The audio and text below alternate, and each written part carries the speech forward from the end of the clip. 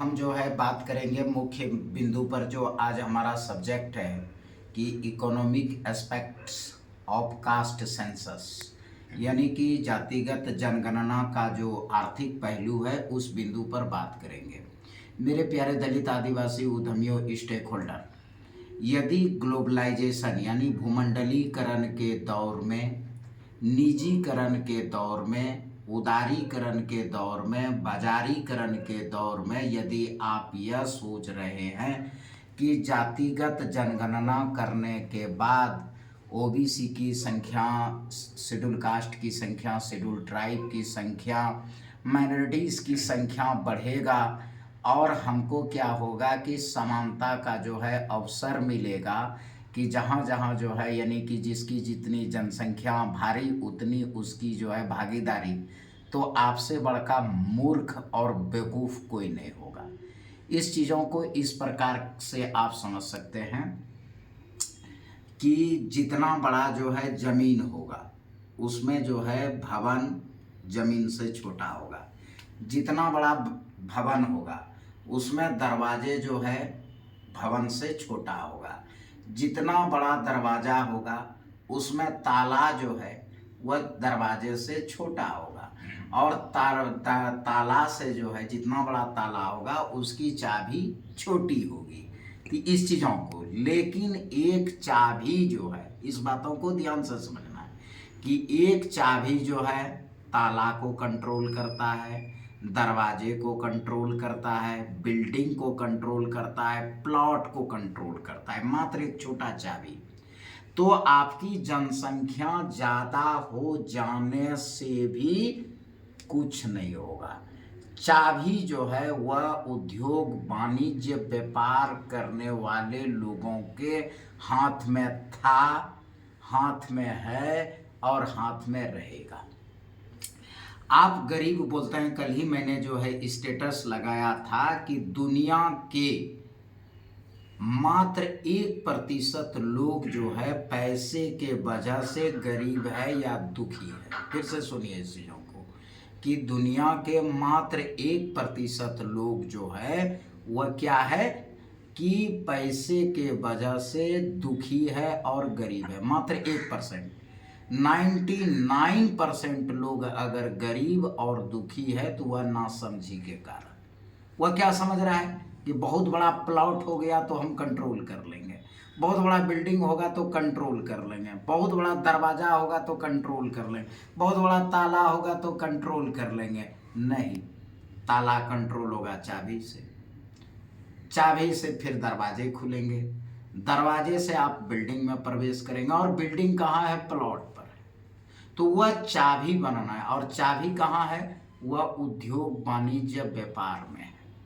तो अब जातिगत जनगणना का जो है इकोनॉमिक एस्पेक्ट क्या होगा? इसका एस्पेक्ट यह होगा कि ग्लोबलाइजेशन के दौर में जब नई भारत में नई आर्थिक नीति बनी तो उसी समय भूमंडलीकरण का दौर आया, उसी के समय में जो है बाजारीकरण का दौर आया, उसी समय में जो है आपका उदारीकरण के बाद जो है निजीकरण का दौर आया, और धीरे धीरे क्या हुआ कि सारे क्षेत्रों को निजी कर दी गई। उद्योग वाणिज्य व्यापार करने वाले लोगों के हाथों में न्यायपालिका, कार्यपालिका और विधायिका का आ गया चाबी। तो चाबी से क्या है कि सारे चीज कंट्रोल जो हो रहा है वह चाबी से हो रहा है। अब उस दौर में अगर हम जाएंगे कि 51 से लेकर के आज तक क्या हुआ, आज आप तो क्या करने लगे कि आरक्षण के आधार पर सरकारी नौकरी, आरक्षण के आधार पर नेतागिरी, इतने समय रहे सीमित।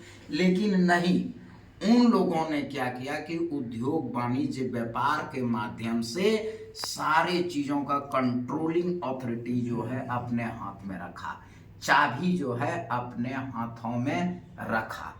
तो जब अब क्या हो गया कि वहाँ जो है उद्योगपति, बिजनेस घराने को एक बहुत बड़ा जो है गुलामों की आवश्यकता है। आप क्या समझ रहे हैं कि जातिगत जनगणना से हमको क्या होगा?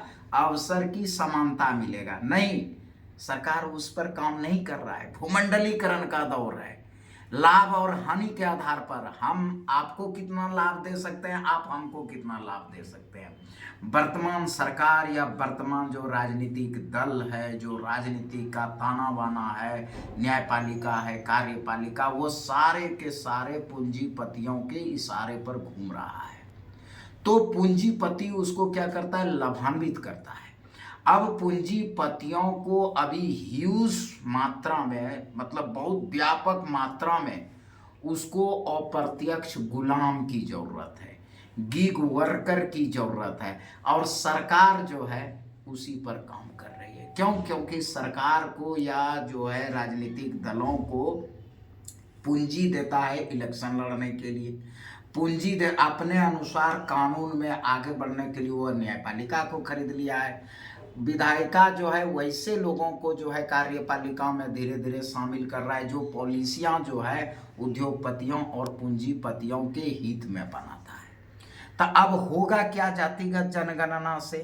जातिगत जनगणना, ये YouTube का वीडियो भी रहेगा, हम भी रहेंगे, आप भी रहेंगे। उस समय इसका जो है तहकीकात कर लीजिए। हिंदू राष्ट्र बनाएगा? बिल्कुल नहीं। हिंदू को बढ़ाया जाएगा? बिल्कुल नहीं।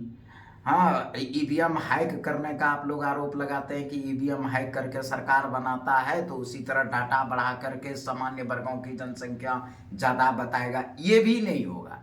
क्या होगा? जातिगत जनगणना के जस्ट बाद आपको बेवकूफ़ बनाने के लिए, चूंकि आप तो पैदाइशी बेवकूफ़ हैं, SC ST OBC तो पैदाइशी बेवकूफ़ है, वो उसको आरक्षण और इस सब चीज़ों के अलावा कुछ दिखाई नहीं पड़ता है।